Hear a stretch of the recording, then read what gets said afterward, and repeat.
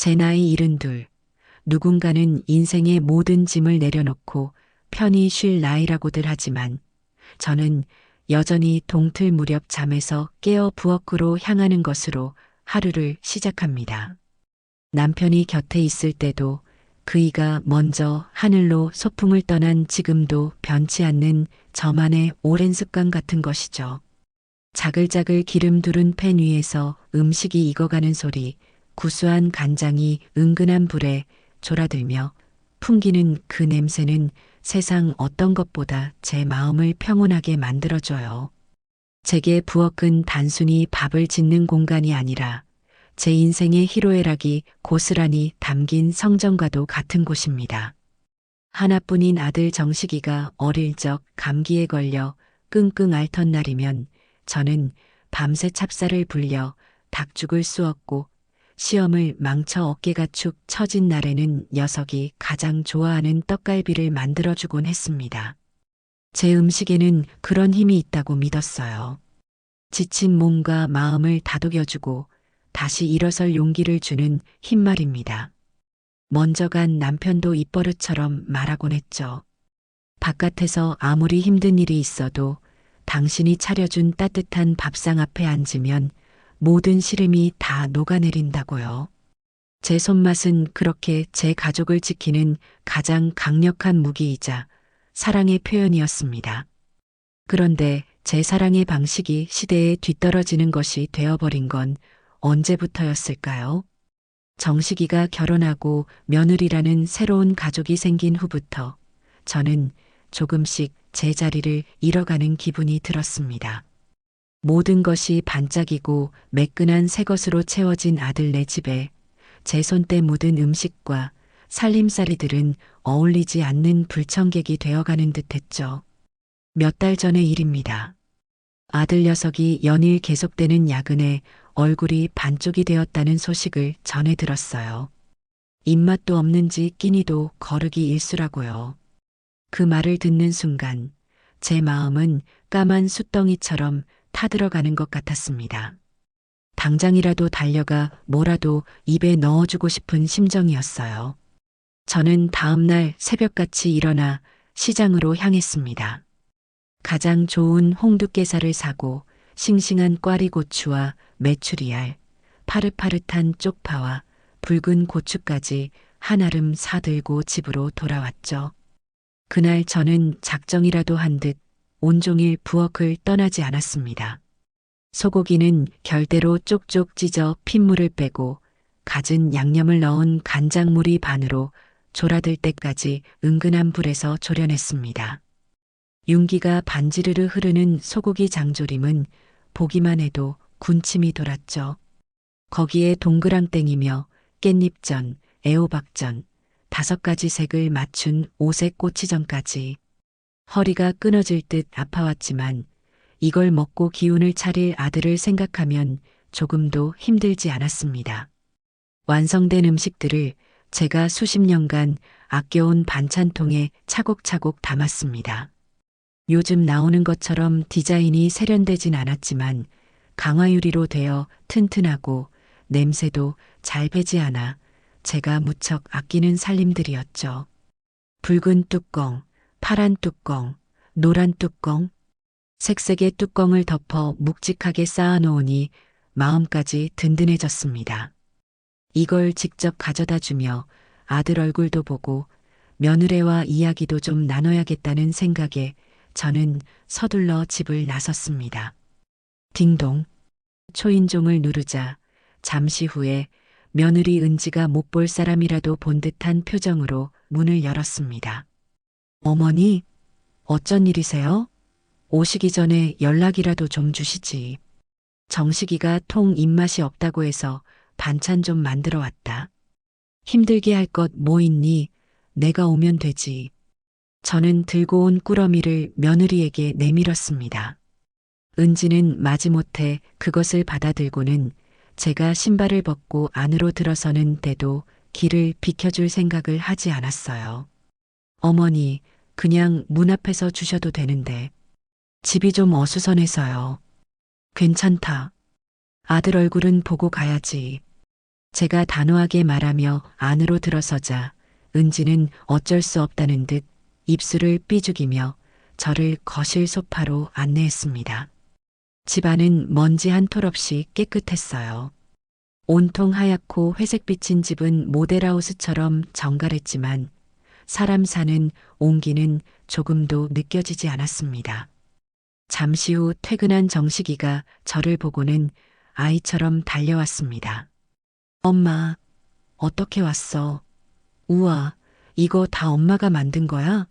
냄새 장난 아니다. 그래, 너 기운 없다고 해서 좀 만들었다. 어서 저녁 차려서 밥 먹어.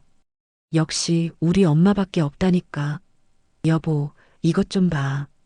엄마가 우리 먹으라고 이렇게나 많이 해오셨어. 정식이가 신이 나서 부엌에 있는 은지에게 소리쳤습니다. 하지만 은지의 반응은 싸늘하기 그지없었어요. 어머니, 저희 집 냉장고 터지겠어요. 그리고 이런 건 배달 음식 시켜 먹으면 되는데 뭘 이렇게 힘들게 하세요. 요즘엔 맛있는 반찬 가게도 얼마나 많은데요. 찬물을 끼얹는 듯한 며느리의 말에 순간 분위기가 얼어붙었습니다. 정식이가 당황하며 은지의 눈치를 살폈죠. 여보, 무슨 말을 그렇게 해? 엄마가 우릴 생각해서 손수 만드신 건데. 내 말이 틀려요? 어머니도 이제 연세 생각하셔야죠.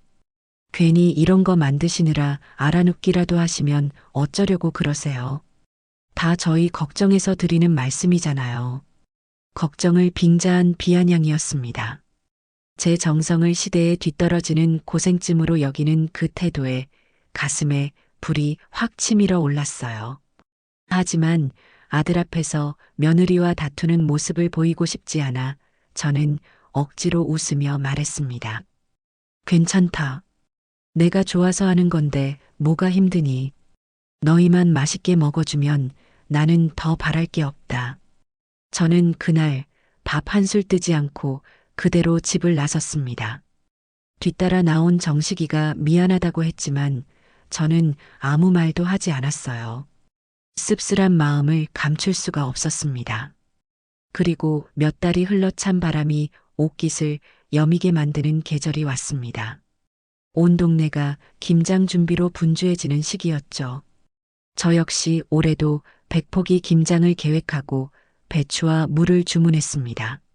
산더미 같은 양념 재료를 다듬고 커다란 고무 대야를 꺼내놓고 보니 작년에 배추를 절일 때 아주 유용하게 썼던 크고 깊은 반찬통들이 생각났습니다. 아들네 보냈던 바로 그 통들이었죠. 저는 별 생각 없이 며느리에게 전화를 걸었습니다. 얘야, 나다. 잘 지내고? 네, 어머니. 웬일이세요? 다름이 아니라 이제 김장을 해야 해서 말이다. 몇 달 전에 내가 반찬 담아줬던 통들 기억나니? 이제 슬슬 돌려줬으면 하는데 특히 제일 큰 것들이 꼭 필요해서. 전화기 너머에서 며느리가 어이없다는 듯 피식하고 웃는 소리가 들려왔습니다. 어머니, 제가 그걸 아직도 가지고 있을 거라고 생각하셨어요? 그럼 그걸 버리기라도 했단 말이냐? 네, 버렸어요. 그런 촌스러운 걸 어디다 써요. 자리만 차지하고 보기에도 안 좋아서 그날 저녁에 음식물 쓰레기랑 같이 싹 다 정리했죠. 저는 제 귀를 의심했습니다. 내 아들이 먹을 음식을 담았던 통을 음식물 쓰레기와 함께 버렸다고? 뭐라고? 그걸 다 버렸다고? 그 비싸고 좋은 통들을 하나도 남김없이? 비싸고 좋아봤자 결국 플라스틱 쪼가리잖아요. 어머니도 이제 그런 것 좀 버리세요. 집안 분위기만 칙칙해져요. 제가 저번에 보내드린 인테리어 잡지 안 보셨어요? 요즘엔 미니멀 라이프가 대세라고요. 불필요한 건 다 비워내야 삶의 질이 올라가는 거예요. 어머니 댁도 제가 한번 가서 싹 다 정리해 드릴까요? 가르치듯 말하는 며느리의 목소리에 저는 할 말을 잃었습니다. 이건 단순한 실수가 아니었어요. 저의 삶의 방식 자체를 무시하고 조롱하는 것이었습니다.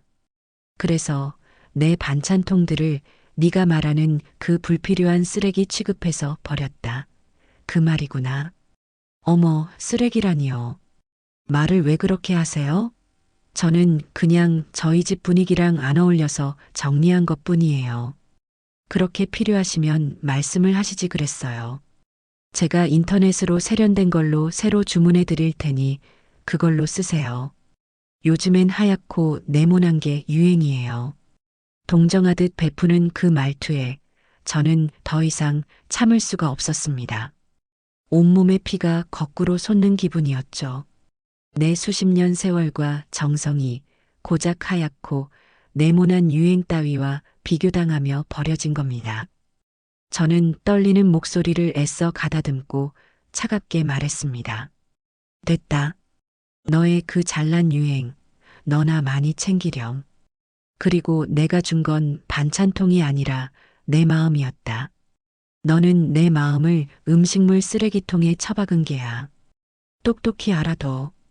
저는 그대로 전화를 끊어버렸습니다.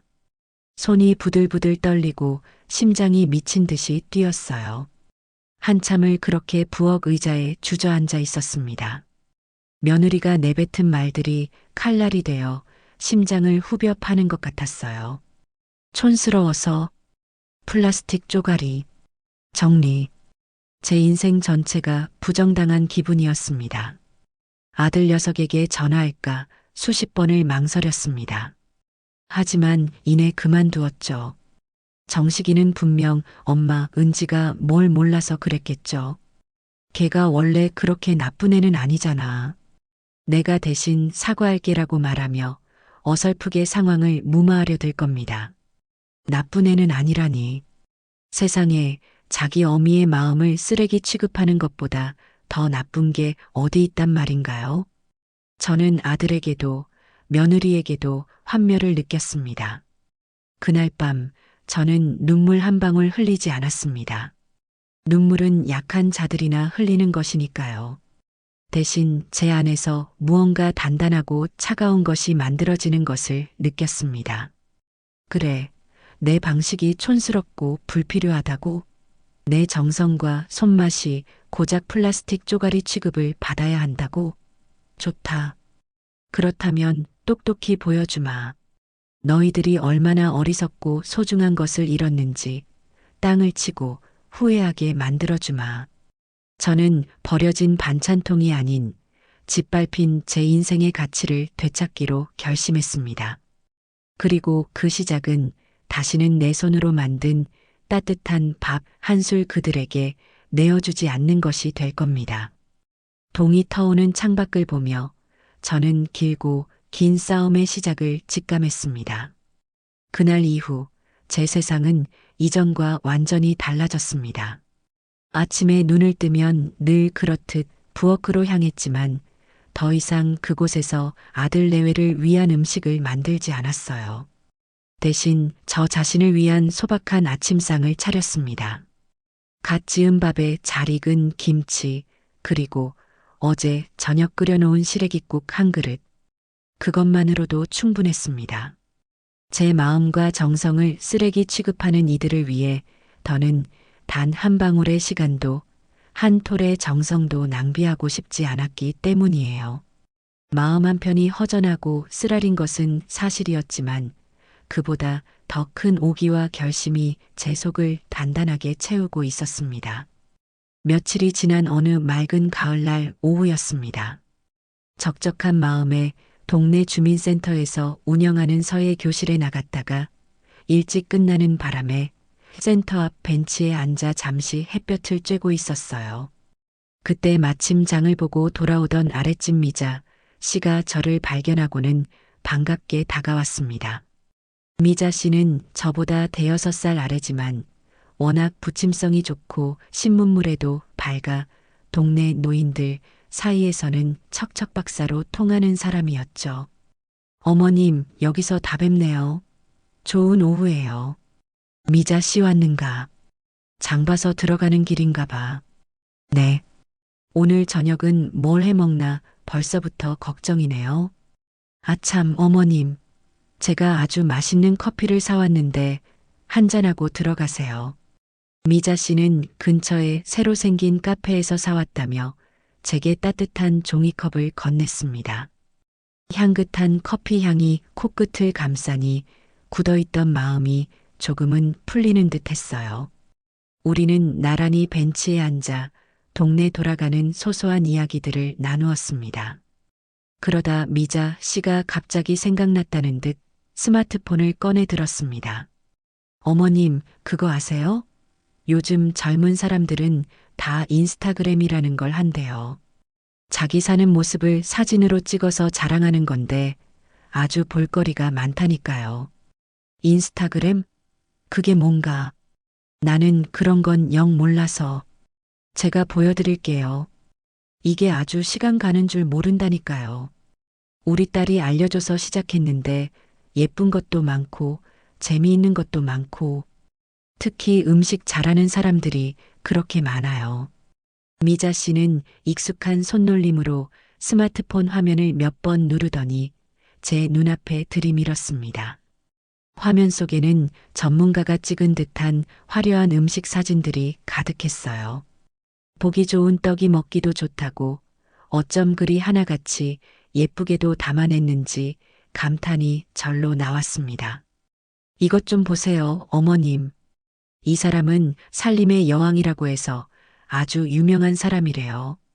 자기가 직접 만든 음식이라는데 무슨 레스토랑에서 파는 것 같지 않아요? 미자 씨가 가리키는 화면에는 정갈하게 차려진 한식 상차림 사진이 떠 있었습니다. 고급스러운 백자 그릇 위에 소복이 담긴 나물들, 윤기가 자르르 흐르는 갈비찜, 그리고 곱게 부쳐낸 형형색색의 전. 그런데 그 사진을 보는 순간 저는 숨을 멈췄습니다. 어딘가 이상하게 눈에 익었어요.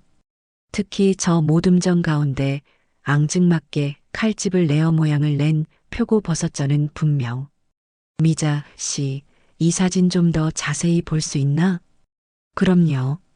이렇게 손가락으로 화면을 늘리면 크게 볼 수 있어요. 미자 씨가 화면을 확대하자 제 심장이 쿵 하고 내려앉았습니다. 저건 의심의 여지가 없었어요. 제가 며칠 밤낮으로 정성을 다해 만들었던 바로 그 전이었습니다. 버섯의 모양이며 당근과 쪽파로 멋을 낸 고명의 위치까지 모든 것이 똑같았어요. 설마 하는 마음에 미자 씨에게 부탁해 다른 사진들도 보았습니다. 화면을 넘길수록 제 손은 차갑게 식어갔고 등줄기로는 식은 땀이 흘렀습니다. 소고기 장조림, 오색 꼬치전, 동그랑땡. 그 페이지에 올라온 모든 음식 사진들이 바로 몇 달 전 제가 아들네 집에 보냈던 반찬들이었습니다. 제 피와 땀이 서린 음식들이 제 것이 아닌 다른 이름으로 다른 그릇에 담겨 세상 사람들의 칭송을 받고 있었습니다. 심장이 발끝까지 떨어지는 기분이었어요. 어머님, 왜 그러세요? 안색이 안 좋으신데. 걱정스럽게 묻는 미자 씨의 목소리가 아득하게 들려왔습니다. 저는 겨우 정신을 차리고 떨리는 목소리로 물었습니다. 이 사람 이름이 뭔가? 어디 보자. 아이디가 EUNJIEHOMECOK이네요. 이름은 은지인가 봐요. 아주 살림솜씨가 보통이 아니라니까요. 댓글 좀 보세요. 다들 어떻게 이렇게 요리를 잘하냐고 비법 좀 알려달라고 난리잖아요. 은지. 그 이름을 듣는 순간 제 머릿속에 모든 퍼즐 조각이 맞춰졌습니다. 그리고 그와 동시에 참을 수 없는 배신감이 온몸을 휘감았습니다. 제 며느리 이은지가 제가 만들어준 반찬들을 마치 자기가 만든 것인 양 SNS에 올려 사람들을 속이고 있었던 겁니다. 심지어 살림의 여왕이라는 거창한 이름까지 내걸고서요. 참, 이 사람은 글도 아주 재미있게 써요. 이것 좀 들어보세요. 아무것도 모르는 미자 씨는 신이 나서 게시글의 내용을 읽어주기 시작했습니다. 오늘은 남편을 위한 서프라이즈 저녁상. 퇴근하고 돌아올 남편을 생각하며 정성껏 만들어 봤어요. 해시태그 홈쿡, 해시태그 온더 테이블, 해시태그 주부구단, 해시태그 내조이 여왕. 어머, 정말 남편이 좋아했겠네. 저는 아무 대답도 할 수 없었습니다. 그저 입술을 굳게 깨물고 있었죠. 정성? 내 정성을 도둑질해 놓고 감히 저런 말을 입에 올리다니. 분노로 온몸이 부들부들 떨렸습니다. 미자 씨는 계속해서 신나게 화면을 넘기며 다른 글들을 구경했습니다. 그러다 갑자기 어머나 하는 소리와 함께 제 눈치를 살폈습니다. 왜 그러나 미자 씨. 아니, 이건 어머님이 보시면 기분 나쁘실 수도 있겠는데. 괜찮으니 한번 보여줘 보게. 미자 씨가 마지못해 보여준 화면에는 낯익은 제 반찬통들 사진이 올라와 있었습니다. 물론 초점은 흐릿하게 처리되어 있었지만 누가 봐도 제가 쓰던 그 알록달록한 통들이었어요. 그리고 그 아래에는 이렇게 쓰여 있었습니다. 시어머니가 자꾸 촌스러운 반찬통에 뭘 담아주시는데 처치 곤란이네요.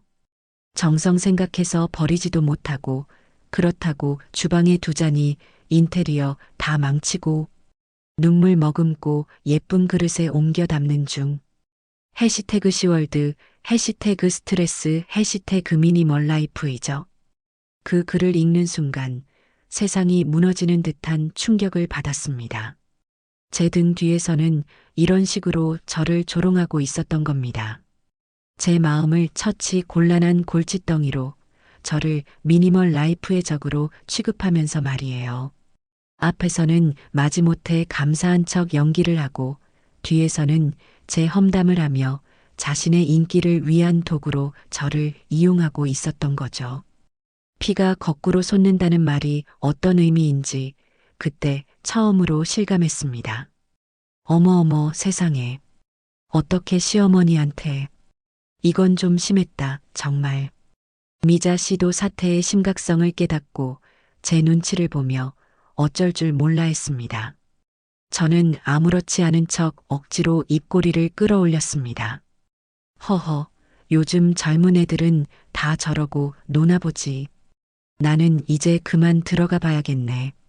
커피 고마웠어, 미자 씨. 저는 자리에서 일어났습니다. 더 이상 그곳에 앉아 있을 수가 없었어요. 미자 씨의 걱정스러운 배웅을 뒤로하고 집으로 향하는 내내 머릿속은 지옥처럼 들끓었습니다. 단순한 서운함을 넘어선 깊은 배신감과 모멸감이 심장을 난도질하는 듯 했어요. 집에 도착하자마자 저는 현관문에 들어서자마자 주저앉아 버렸습니다. 다리에 힘이 풀려 도저히 서 있을 수가 없었거든요. 그 아이는 처음부터 제 정성을 받을 자격이 없는 아이였습니다. 제 사랑을, 제 마음을 자신의 허영심을 채우는 데 이용하고 뒤에서는 헌신짝처럼 취급하며 조롱거리로 삼았어요. 반찬통을 버렸다고 했을 때보다 더 큰 충격과 분노가 저를 휩쌌습니다. 그때는 단순히 무심하고 철이 없다고 생각했지만 이건 차원이 다른 문제였습니다. 이것은 명백한 기만이고 악의적인 조롱이었어요. 한참을 그렇게 바닥에 주저앉아 있었습니다. 눈물이 쏟아질 것 같았지만 이를 악물고 참았습니다. 지금 내가 흘려야 할 것은 눈물이 아니에요. 이 모든 것을 되돌려주기 위한 냉철한 계획과 단단한 결심이었습니다. 그래, 이은지. 너는 선을 넘어도 한참을 넘었다. 네가 그토록 자랑하고 싶어하는 그 살림의 여왕이라는 왕관이 얼마나 허술하고 부끄러운 가짜인지 내가 온 세상에 알려주마. 네가 도둑질한 내 손맛이 없으면 너는 아무것도 아니라는 사실을 뼈저리게 느끼게 해줄 것이다. 그날 밤 저는 잠들지 않았습니다. 대신 부엌으로 가 먼지 쌓인 낡은 노트를 꺼내 들었습니다. 그 노트에는 제가 평생을 바쳐 갈고 닦아온 저만의 요리 비법들이 빼곡히 적혀 있었죠. 그것은 이제 제 반격의 가장 강력한 무기가 될 것입니다. 그날 이후로 제 생활에는 한 가지 철칙이 생겼습니다. 바로 아들 내외에게는 그 어떤 음식도 보내지 않는다는 것이었죠. 심지어 김장철이 되어 백포기에 김치를 다 담그고 나서도 저는 아들네 몫을 따로 떼어놓지 않았습니다.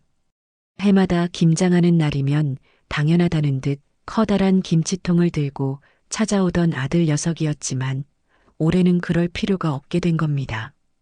제 마음을 쓰레기 취급한 이들에게 제 1년 농사와도 같은 귀한 김치를 나누어 줄 생각은 눈꼽만큼도 없었으니까요.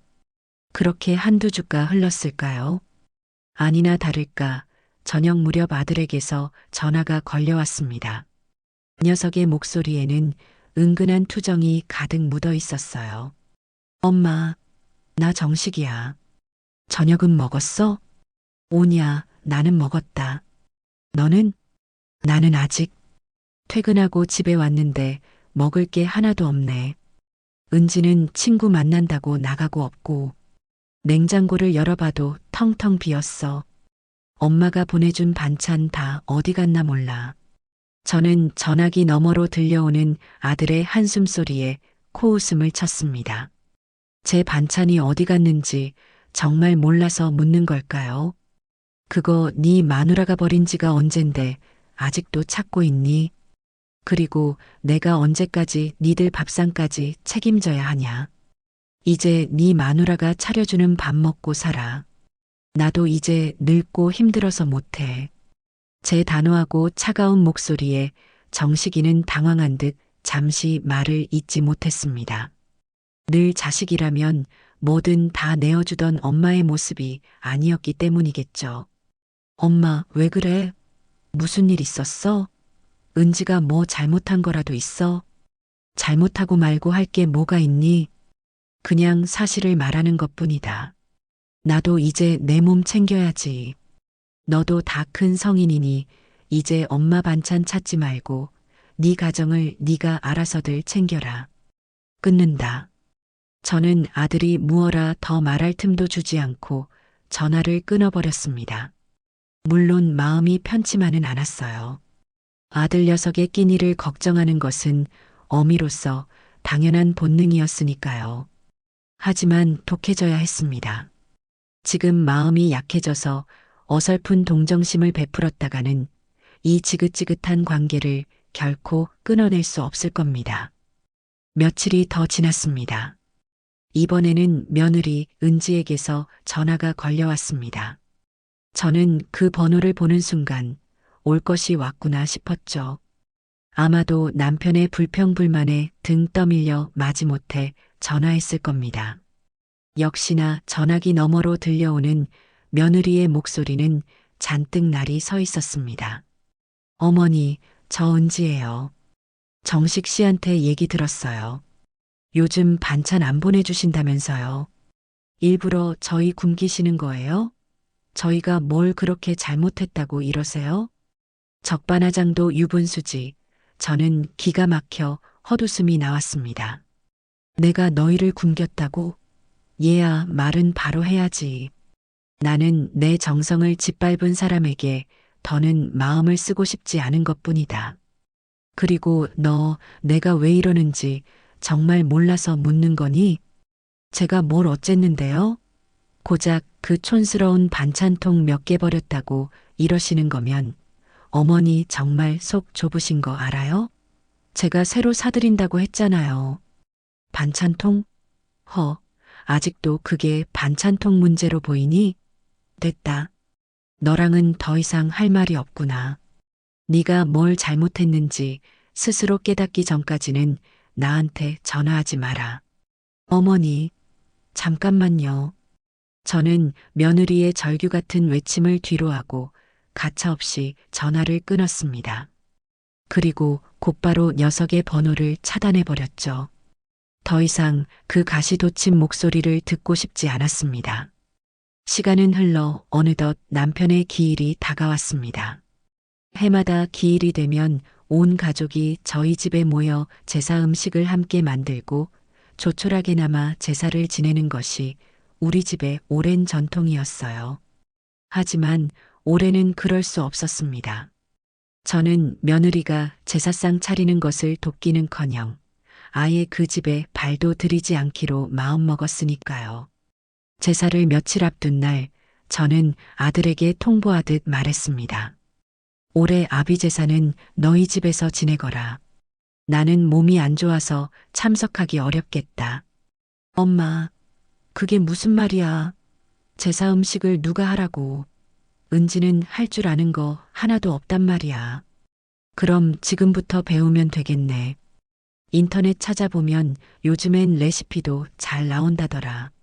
아니면 네 마누라가 잘하는 그 인스타그램인지 뭔지에 물어보든가. 거기 살림 잘하는 사람들이 아주 많다면서? 저는 은근한 비아냥을 섞어 말했습니다. 정식이는 제 말뜻을 알아듣지 못하고 그저 발만 동동 굴렀죠. 엄마, 제발 좀 도와줘. 아버지 제사인데 엉망으로 차릴 수는 없잖아. 응? 싫다. 이건 니들이 자초한 일이다.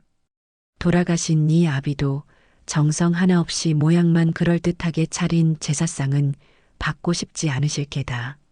그러니 너희 부부가 마음을 다해서 직접 차려보거라. 그게 진짜 효도다.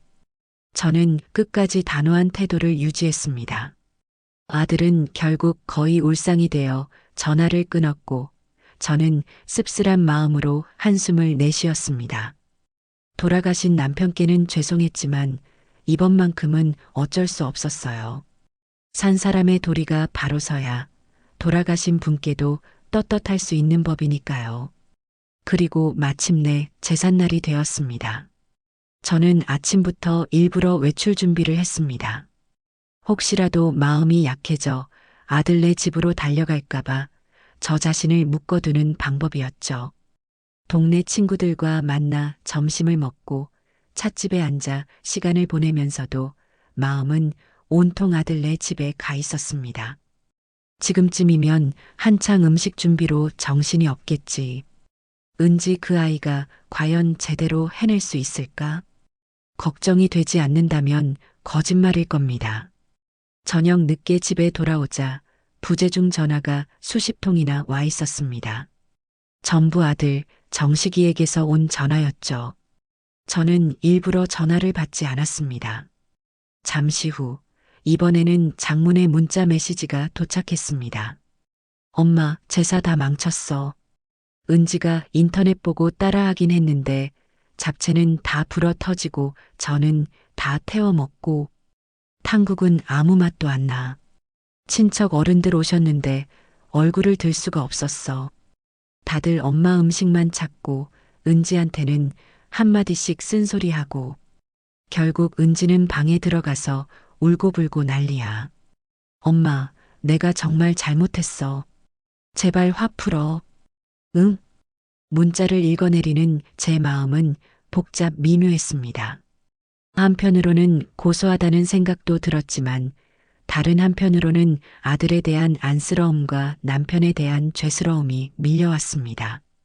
하지만 저는 답장하지 않았어요. 이 모든 것은 그들이 스스로 감당해야 할 몫이었습니다.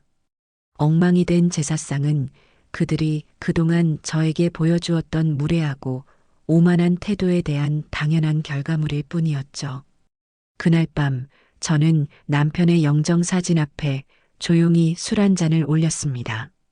여보, 미안해요. 올해는 당신 밥상 제가 못 차렸네요. 그래도 너무 서운해하지 마세요. 우리 아들놈 정신 차리게 하려면 어쩔 수 없었어요. 당신도 이해해 줄 거죠? 내년에는 제가 아주 근사하게 차려드릴게요. 사진 속 남편은 여전히 인자한 미소로 저를 바라보고 있었습니다. 저는 그 미소를 보며 다시 한번 마음을 굳게 다잡았습니다. 이건 끝이 아니라 시작일 뿐이라고. 제 가치를 되찾기 위한 여정은 이제 막 첫걸음을 뗀 셈이니까요. 며느리가 제 레시피를 물어오지 않은 것은 어쩌면 다행인지도 모릅니다. 만약 물어왔더라도 저는 이렇게 대답했을 테니까요. 얘야, 음식의 가장 중요한 레시피는 정성이란다. 그리고 그 정성은 돈 주고도 살 수 없고 전화 한 통으로 배울 수 있는 것도 아니야. 엉망으로 치러진 제사 이후 아들네 집에는 한동안 싸늘한 냉기가 흘렀습니다. 아들은 아들대로 제게 서운함을 토로했고 며느리는 며느리대로 모든 책임을 제 탓으로 돌리며 억울해했죠. 저는 그들의 어리광 섞인 불평을 더 이상 받아주지 않았습니다. 그저 묵묵히 제 삶을 살아갈 뿐이었어요. 아침이면 운동을 하고 낮에는 주민센터에서 서예를 배우거나 동네 친구들과 어울렸습니다. 저녁이면 저를 위한 건강한 밥상을 차렸죠. 제 인생에서 아들 내외가 차지하던 커다란 부분을 도려내자 놀랍게도 그 빈자리에 나 자신이 들어설 공간이 생겨났습니다. 그러던 어느 날이었습니다. 여느 때처럼 주민센터 게시판에 붙은 각종 안내문들을 무심코 훑어보다가 제 눈길을 사로잡는 작은 공고 하나를 발견했습니다. 어르신 재능기부 강사 모집이라는 제목의 공고였어요. 자신의 분야에서 오랫동안 쌓아온 경험과 지혜를 지역사회의 젊은이들과 나누고 싶은 어르신들을 찾는다는 내용이었습니다. 그 순간 제 머릿속에 번개처럼 하나의 생각이 스쳐 지나갔습니다. 그래, 바로 이거다. 내 손맛. 평생을 바쳐 갈고 닦아온 세상 그 누구에게도 뒤지지 않는다고 자부하는 나의 요리 솜씨. 이것은 단순히 한 가정의 식탁을 책임지는 주부의 기술이 아니었어요. 이것이야말로 내가 가진 가장 귀하고 빛나는 재능이었습니다. 그동안 저는 이 재능을 오로지 가족만을 위해 사용해왔죠. 하지만 이제는 그럴 필요가 없었습니다. 내 가치를 몰라주는 이들에게 쏟아붓던 에너지를 이제는 나를 인정해주고 내게서 무언가를 배우고 싶어 하는 이들을 위해 사용해야겠다고 결심했습니다. 저는 곧장 주민센터 사무실로 향했습니다. 젊은 사회복지사 직원은 처음에는 제 말을 듣고 조금 의아하다는 표정을 지었어요. 요리 강좌요? 어르신. 저희 센터에 이미 양식, 한식, 제과제빵까지 요리 강좌가 여러 개 개설되어 있어서요. 알아요. 하지만 내가 하려는 건 그런 것과는 조금 달라요. 나는 조미료나 설탕 같은 걸 거의 쓰지 않고 재료 본연의 맛을 살려서 건강하고 깊은 맛을 내는 법을 가르쳐 주고 싶어요.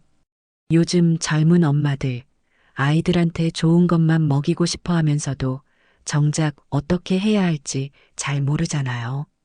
내 평생의 비법을 그들에게 알려주고 싶습니다.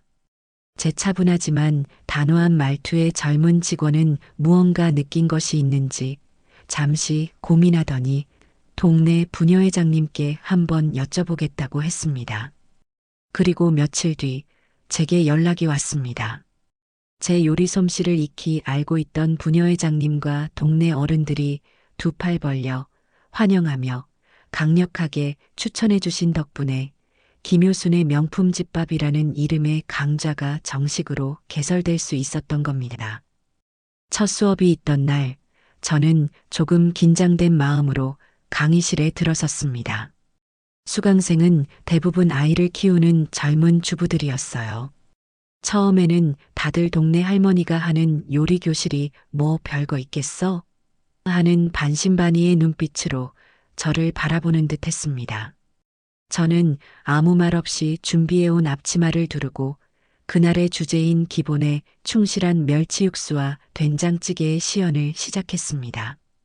여러분, 맛있는 음식의 기본은 좋은 재료와 정성입니다. 그리고 한식의 기본은 바로 이 육수예요.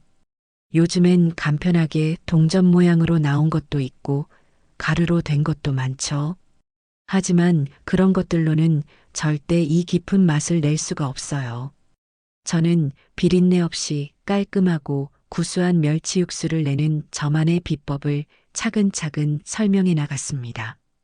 멸치의 내장을 하나하나 손으로 제거하고 마른 팬에 살짝 볶아 비린내를 날리는 과정부터 무와 다시마, 팥뿌리를 넣고 끓이는 시간과 불 조절까지 제 손놀림 하나하나에 수강생들의 눈이 점점 동그래지는 것이 느껴졌습니다. 육수가 완성되자 구수한 냄새가 강의실 전체에 퍼져나갔습니다. 수강생 중 한 명이 자기도 모르게 와 냄새만 맡아도 건강해지는 기분이에요. 라고 외쳤고 여기저기서 동의하는 웃음소리가 터져나왔죠. 이어서 저는 직접 담근 집된장을 풀고 애호박과 두부, 버섯을 썰어 넣어 보글보글 찌개를 끓여냈습니다. 마지막으로 약간의 고춧가루와 다진 마늘, 그리고 어슷썬 파를 넣는 것으로 찌개는 완성되었습니다. 자, 이제 한번 맛보세요. 이게 바로 조미료 하나 없이도 맛있는 진짜 된장찌개랍니다. 저는 작은 그릇에 찌개를 조금씩 덜어 수강생들에게 나누어 주었습니다. 다들 조심스럽게 한 숟가락씩 맛을 보더니 이내 눈이 휘둥그레졌습니다. 어머 세상에, 이게 정말 저희가 늘 먹던 된장찌개 맞아요? 맛이 완전히 달라요. 진짜 깊은 맛이 나요. 짜지도 않고 정말 구수해요. 어떻게 이런 맛이 나죠? 감탄사가 여기저기서 쏟아져 나왔습니다. 아이 이유식 때문에 늘 음식 맛내기가 고민이었다는 한 젊은 엄마는 제 레시피를 노트에 빼곡히 받아 적으며 연신 고개를 끄덕였고 맞벌이라 늘 반찬 가게나 배달 음식에 의존했다는 다른 주부는 오늘 저녁에는 꼭 직접 끓여봐야겠다며 굳은 다짐을 했습니다. 그들의 반짝이는 눈과 진심 어린 감탄을 마주하자 제 가슴속에서 무언가 뜨거운 것이 울컥 차오르는 것을 느꼈습니다. 수업이 끝나고 수강생들은 저를 둘러싸고 질문을 쏟아냈습니다. 다음 시간에는 무엇을 가르쳐 줄 것인지, 이럴 땐 어떻게 해야 하는지. 저는 그들의 질문 하나하나에 정성껏 대답해 주었습니다. 그때 가장 앞줄에 앉아 있던 유난히 인상이 선한 한 젊은 주부가 제 손을 꼭 잡으며 말했습니다. 선생님, 오늘 정말 감사했습니다. 저는 사실 요리하는 걸 별로 좋아하지 않았어요. 늘 억지로 해야 하는 숙제처럼 느껴졌거든요. 그런데 오늘 선생님 수업을 듣고 처음으로 요리가 즐거울 수도 있겠다는 생각을 했어요. 그녀는 진심 어린 눈으로 저를 바라보며 말을 이었습니다. 선생님처럼 저희 아이들에게 건강하고 맛있는 음식을 해주는 좋은 엄마가 되고 싶어요. 선생님, 정말 존경스러워요. 저희 시어머니셨으면 정말 좋았을 텐데. 그 진심이 담긴 한마디에 저는 지난 몇 달간 가슴속에 응어리져 있던 모든 서름과 분노가 눈 녹듯 사라지는 것을 느꼈습니다. 그래, 이거였어요. 내가 진정으로 원했던 것은 바로 이런 것이었습니다. 내 가치를 알아주고, 내 정성을 존중해주고, 내게서 무언가를 배우고 싶어 하는 이들의 따뜻한 눈빛. 가족에게서 받지 못했던 인정을 저는 전혀 예상치 못했던 곳에서 온전히 받고 있었던 겁니다. 저는 그 주부의 손을 마주 잡으며 환하게 웃었습니다. 이제 더 이상 과거에 얽매여 분노와 복수심에 제 인생을 낭비하지 않을 겁니다. 제 앞에는 이제 새로운 길이 활짝 열렸으니까요. 김효순의 명품 집밥은 이제 막 시작일 뿐이었습니다. 첫 수업을 성공적으로 마친 뒤 제 일상은 잔잔한 호수에 던져진 돌멩이처럼 새로운 파문으로 가득 찼습니다. 아침에 눈을 뜨면 가장 먼저 다음 수업 시간에 수강생들에게 무엇을 가르쳐 줄지 고민하는 것으로 하루를 시작했어요. 낡은 요리 노트에 먼지를 털어내고 닳고 다른 페이지들을 한 장 한 장 넘기며 잊고 있던 저만의 비법들을 다시금 되새겼습니다. 단순히 레시피를 전달하는 것을 넘어 제 삶의 지혜와 음식에 대한 철학까지 온전히 나누어 주고 싶다는 새로운 목표가 생긴 겁니다. 그 과정은 놀랍게도 제 자신을 치유하는 시간이기도 했습니다. 가족에게서 받은 상처로 텅 비어버렸던 마음이 배우고자 하는 이들을 향한 열정과 애정으로 다시금 따스하게 채워지는 것을 느꼈죠. 두 번째 수업이 있던 날, 강의실의 분위기는 첫날과는 사뭇 달랐습니다.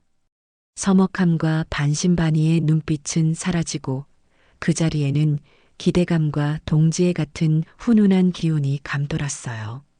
수강생들은 저마다 지난주에 배운 된장찌개를 끓여보고 남편과 아이들에게 폭발적인 칭찬을 받았다며 마치 자기 일처럼 기뻐하며 서로의 경험을 나누기 바빴습니다. 그 모습을 지켜보는 제 마음은 마치 잘 띄운 메주를 보는 것처럼 흐뭇하고 든든했습니다. 변화의 바람은 생각보다 훨씬 더 거세고 빠르게 불어오고 있었습니다. 수업이 끝나고 수강생 몇몇이 제 주변으로 옹기종기 모여들더니 저마다 자신의 스마트폰 화면을 제게 보여주기 시작했습니다. 선생님, 이것 좀 보세요. 제가 선생님께 배운 대로 끓인 된장찌개 사진을 인스타그램이라는 곳에 올렸더니 친구들이 다들 식당 차려도 되겠다고 난리가 났어요. 한 젊은 주부가 아이처럼 신이 나서 말했습니다.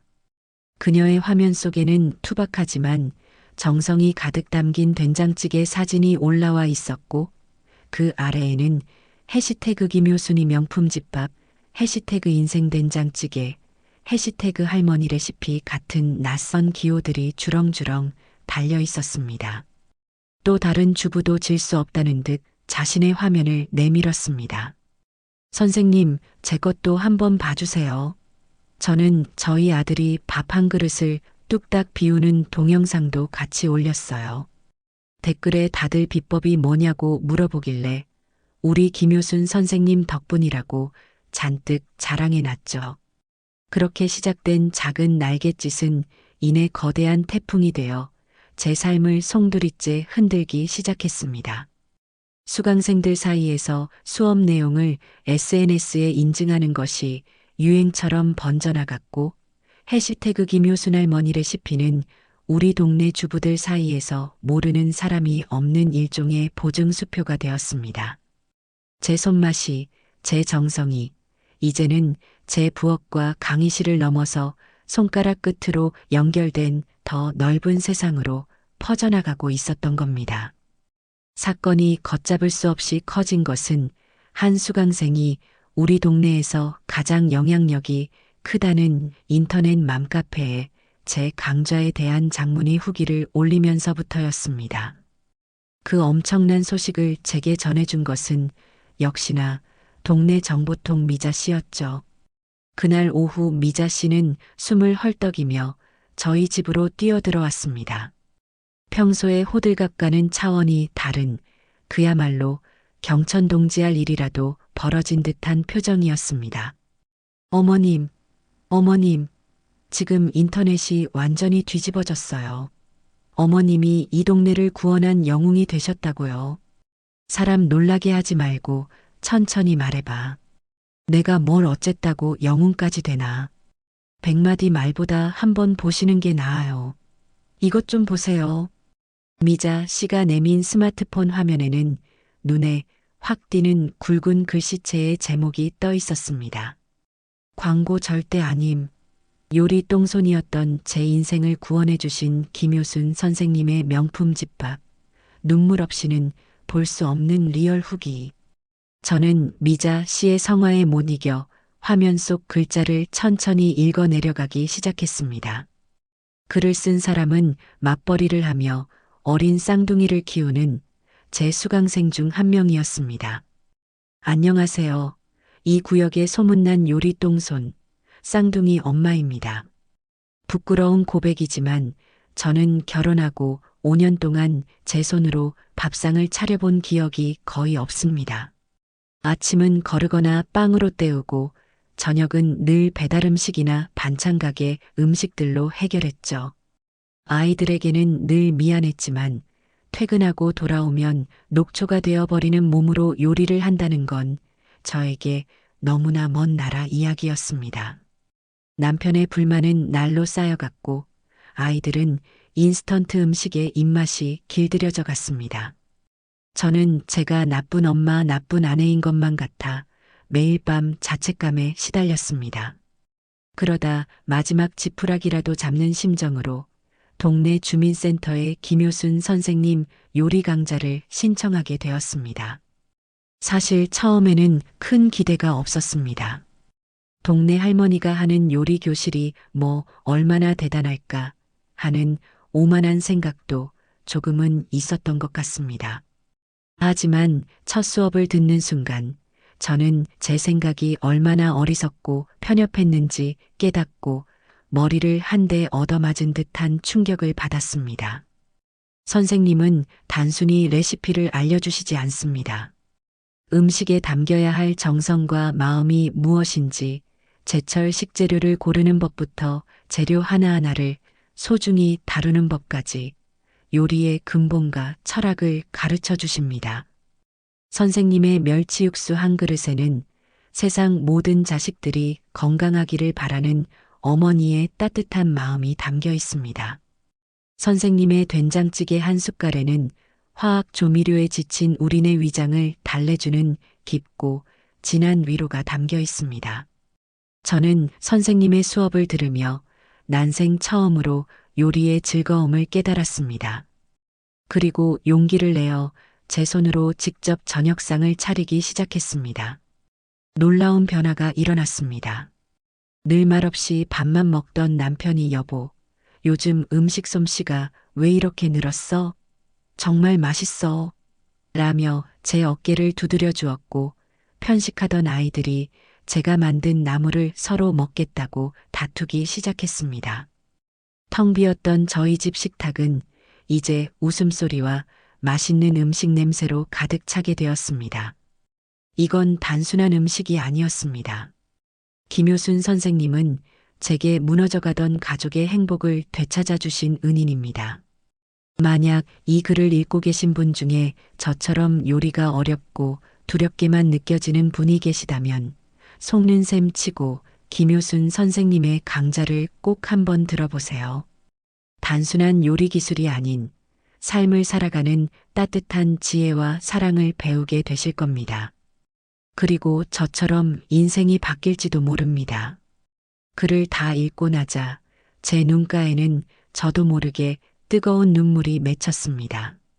미자 씨는 그런 제 마음도 모르고 흥분을 감추지 못하며 글 아래에 폭발적으로 달리고 있는 댓글들을 읽어주기 시작했습니다. 어머님, 이것 좀 보세요. 댓글이 지금 500개가 넘었어요. 글 읽다가 저도 모르게 울었네요. 저도 당장 신청해야겠어요. 와, 우리 동네에 이런 숨은 고수님이 계셨다니. 당장 다음 학기 수강 신청 대기 겁니다. 요즘 애들 입맛에 맞춘답시고 맨날 설탕, 소스 범벅으로 만들었는데 이 글을 읽고 깊이 반성하게 됩니다. 진짜 어른의 손맛을 배우고 싶네요. 혹시 이 글 그 살림 여왕은지라는 사람 저격하는 글 아니에요? 그 사람은 시어머니가 해준 음식 자기가 한 척 했다던데 이 선생님이 그 시어머니이신가? 마지막 댓글에 저와 미자 씨의 눈이 동시에 커졌습니다. 사람들의 눈이 그렇게 무서운 거죠. 제 의도와는 상관없이 세상은 이미 진실을 꿰뚫어보고 저와 며느리를 비교하기 시작한 겁니다. 바로 그날 저녁이었습니다. 아니나 다를까 잔뜩 격앙된 아들 녀석에게서 전화가 걸려왔습니다. 녀석의 목소리는 분노와 당혹감으로 심하게 떨리고 있었어요. 엄마, 도대체 무슨 생각이야? 왜 일을 이렇게까지 크게 만들어? 지금 인터넷 맘카페인지 뭔지 때문에 온 동네가 엄마 얘기로 시끄러워. 알아? 알고 있다. 하지만 내가 일을 크게 만든 게 아니라 일이 저절로 그렇게 된 것이지. 사람들이 내 진심을 알아준 것뿐이다. 진심? 엄마 진심 때문에 지금 은지가 어떻게 됐는지 알아? 온 동네 사람들한테 손가락질 당하고 있단 말이야. 은지 친구라는 것들은 단체 채팅방에서 그 유명한 요리 선생님이 진짜 너희 시어머니냐? 너 가동한 시어머니 음식 훔쳐서 잘난 척 한 거냐고 대놓고 비아냥거린대. 은지가 충격받아서 지금 밥도 못 먹고 방에 틀어박혀서 울고만 있어. 엄마가 어떻게 우리한테 이럴 수 있어. 아들은 모든 책임을 제게 돌리며 억울함을 토해냈습니다. 저는 기가 막혔지만 동시에 아들 녀석이 안쓰럽다는 생각도 들었어요. 아직도 무엇이 진짜 문제인지 깨닫지 못하고 있었으니까요. 정식아, 잘 들어라. 은지가 지금 힘든 건 나 때문이 아니다. 자기 자신의 거짓말과 허영심 때문에 벌을 받고 있는 것이지. 남의 것을 도둑질해서 자기 이름으로 포장하고 뒤에서는 그 사람을 험담했을 때부터 이미 예견된 결과야. 네가 정말 은지를 위한다면 내게 와서 화를 낼 것이 아니라 네 아내에게 가서 무엇이 잘못되었는지 어떻게 해야 사람들에게 용서받을 수 있는지 함께 고민해야 하는 거다. 제 차분하지만 단호한 일침에 아들은 순간 말을 잃었습니다. 저는 이 기회에 아들에게도 따끔한 교훈을 줘야겠다고 생각했습니다. 그리고 네 마누라가 상처받은 것만 보이고 그동안 그 아이에게 모욕당하고 무시당한 이 늙은 어미의 상처는 보이지도 않더냐? 네가 진정한 가장이라면 네 아내의 잘못을 감싸주기 전에 시시비비를 가릴 줄 알아야지. 더는 니들의 어리광 받아줄 생각 없다. 네 마누라한테 똑똑히 전해. 진짜 창피한 게 뭔지, 진짜 실력이 뭔지 이번 기회에 뼈저리게 배우라고. 억울하면 자기도 피나는 노력으로 진짜 실력을 키워서 사람들한테 당당하게 평가받으면 될 일 아니냐. 끊는다. 저는 제 할 말만 하고 가차없이 전화를 끊어버렸습니다. 더 이상 아들의 변명도 며느리에 대한 동정도 제게는 사치였습니다. 저는 이제 더 이상 한 가정의 울타리 안에 갇힌 늙은 시어머니가 아니었습니다. 제 가치를 알아주는 수많은 사람들에게 제 지혜와 손맛을 나누어 주어야 할 책임과 의무가 있는 선생님이었으니까요. 그날 밤 저는 다음 수업 자료를 준비하며 뜬 눈으로 밤을 새웠습니다. 제 인생의 운전대를 이제야 비로소 제 손으로 온전히 움켜쥐었다는 사실에 가슴 벅찬 희열을 느끼면서 말이죠. 맘카페 사건으로 지역사회의 뜨거운 인물로 떠오른 지 며칠 지나지 않아 저희 집으로 공식적인 손님이 찾아왔습니다. 다름 아닌 주민센터의 센터장과 젊은 사회복지사 직원이 함께였죠. 저는 갑작스러운 방문에 어리둥절했지만 그들의 입에서 나온 말은 저를 더욱 놀라게 했습니다. 어르신, 경사났습니다. 우리 시에서 발행하는 신문에서 어르신을 이달의 우리 동네 자랑스러운 인물로 선정하고 싶다고 연락이 왔습니다. 어르신의 요리 강좌가 지역사회에 아주 긍정적인 반향을 일으키고 있다면서요. 저희 주민센터로서도 정말 영광스러운 일입니다. 센터장은 자기 일처럼 기뻐하며 제 손을 붙잡았습니다. 저는 신문사에서 저를 취재하고 싶어 한다는 말에 덜컥 겁부터 났습니다. 평생을 부엌과 안방만 오가며 조용히 살아온 제가 신문에 얼굴과 이름이 실린다는 것이 영 쑥스럽고 부담스럽게 느껴졌기 때문이에요. 아이고, 센터장님. 저같이 평범한 늙은이가 무슨 자랑스러운 인물이라고. 저는 그냥 제가 할 줄 아는 거 조금 나누는 것뿐인데 신문까지 나올 일은 아닌 것 같습니다. 정중히 사양하고 싶네요. 제가 손사래를 치며 거절하자 옆에 있던 젊은 직원이 안타깝다는 표정으로 저를 설득하기 시작했습니다. 선생님, 그러지 마세요. 선생님의 요리 철학과 살아오신 이야기가 요즘 젊은 세대들에게 얼마나 큰 울림과 교훈을 주는지 모르세요? 이건 단순히 선생님 개인의 영광이 아니라 선생님처럼 묵묵히 자기 자리를 지키며 살아오신 이 시대 모든 어머님들의 가치를 재조명하는 아주 의미 있는 일이 될 거예요. 부디 저희의 청을 거절하지 말아주세요. 이 시대 모든 어머님들의 가치를 재조명하는 일이라는 그 한마디가 제 마음을 깊숙이 파고들었습니다. 그렇습니다. 이건 더 이상 저 개인만의 문제가 아니었어요. 며느리에게 촌스럽다고 무시당했던 저의 삶이 실은 얼마나 소중하고 가치 있는 것이었는지를, 나아가 저와 같은 시대를 살아온 수많은 여성들의 헌신적인 삶이 결코 헛된 것이 아니었음을 증명해 보일 기회였습니다.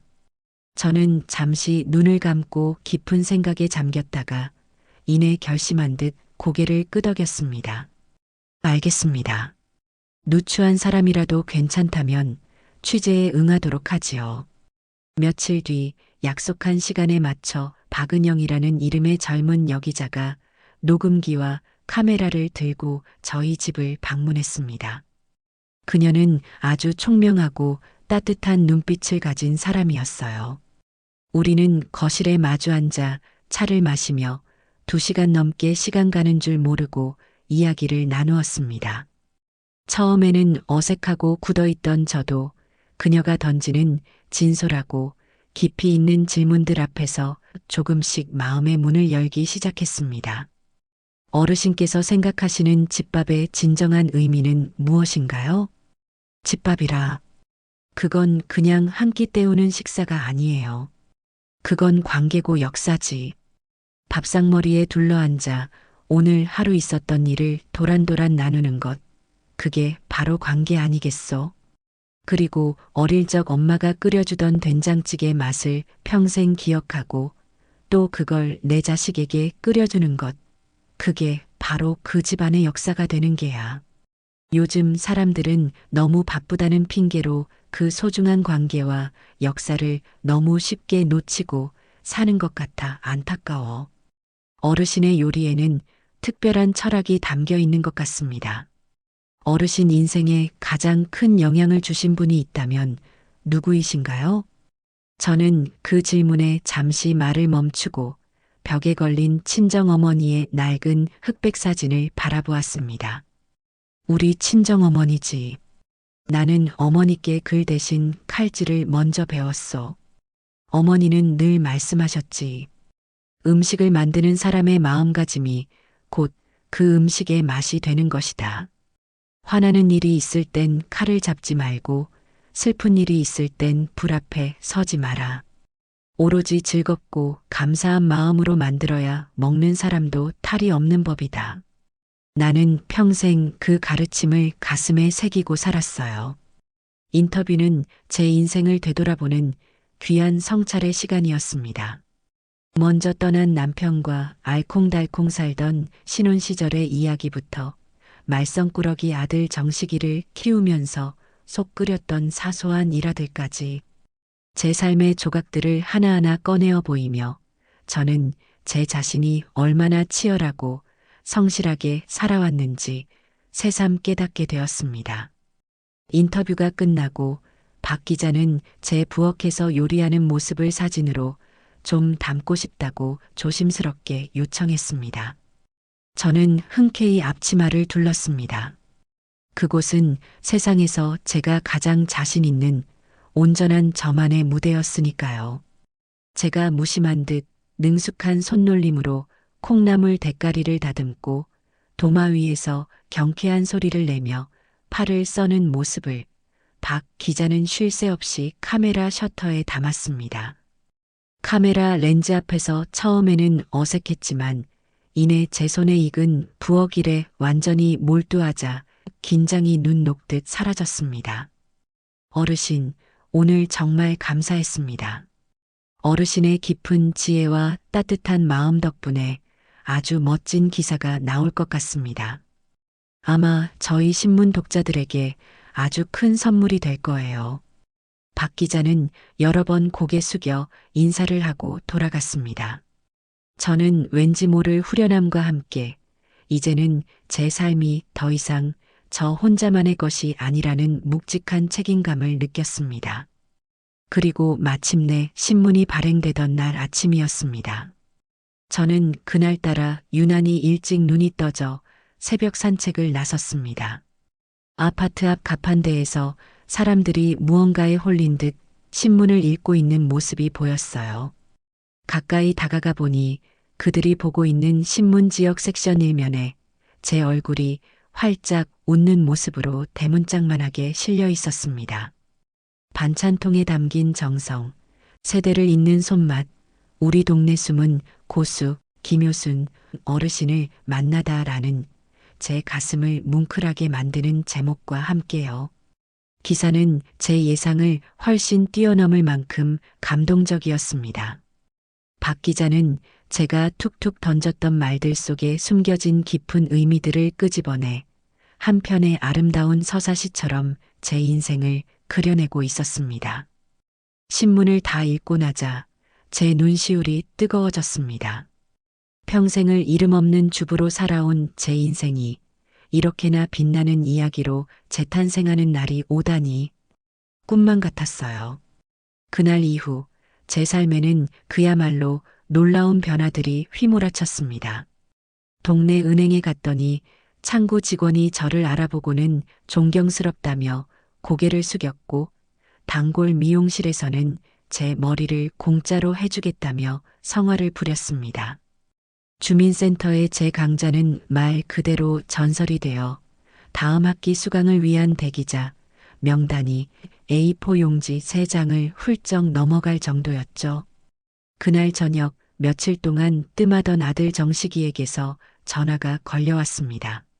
녀석의 목소리는 이전과는 180도 달라져 있었습니다. 그 안에는 뭐라 형언할 수 없는 경외심과 자랑스러움, 그리고 깊은 죄책감이 뒤섞여 있었습니다. 엄마, 신문 봤어.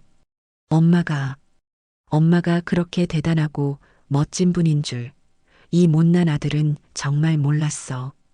정말 자랑스럽다, 우리 엄마. 아들의 떨리는 목소리에 제 마음속 깊은 곳에 남아있던 마지막 응어리마저 스르르 녹아내리는 기분이었습니다. 그리고 엄마 정말 미안해. 내가 너무 어리고 철이 없었어. 엄마 마음이 그렇게 깊은 상처를 입고 있는 줄도 모르고 내가 정말 큰 죄를 지었어. 됐다. 이제라도 알았으면 됐다. 은지도 신문 봤어. 신문을 손에 든 채로 1시간 넘게 소파에 돌처럼 굳어 있더라. 그러고는 아무 말 없이 자기 방으로 들어가서 문을 잠갔어.